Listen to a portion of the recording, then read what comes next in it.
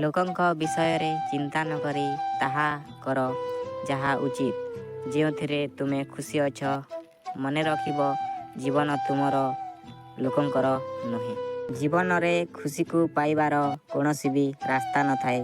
ମଣିଷ ନିଜେ ନିଜ ପାଇଁ ରାସ୍ତା ବନାଇଥାଏ ଯେଉଁଠି ତାକୁ ଯିବାର ଥାଏ। ଏହି କଥା ଯେ ଜାଣିଗଲା, ଜାଣ ଖୁସି ତାହାର ଠିକଣା ପାଇଗଲା। ନିଜକୁ ଏତେ ବଦଳେଇ ଦିଅନ୍ତୁ ଯେମିତି ଲୋକ ଆପଣଙ୍କୁ ଦେଖି ଆଶ୍ଚର୍ଯ୍ୟ ହୋଇଯିବେ ଏବଂ ଭାବିବେ, ଆରେ ଇଏ କ'ଣ ସେଇ ମଣିଷ ଯାହାକୁ ଆମେ ଜାଣିଛୁ। କିଛି ଯନ୍ତ୍ରଣା ଏମିତି ଥାଏ ଯାହାକୁ କେବଳ ସହି ହୁଏ, ହେଲେ କାହାକୁ କହି ହୁଏନି। ଯେବେ ଭାଗ୍ୟ ଆଉ ପରିସ୍ଥିତି ସାଥ ଦେଇ ନଥାଏ, ତେବେ ସେହି ଲୋକର ବି କଥା ଶୁଣିବାକୁ ପଡ଼େ ଯାହାର କିଛି ଔକାତ ନଥାଏ। ଆଘାତ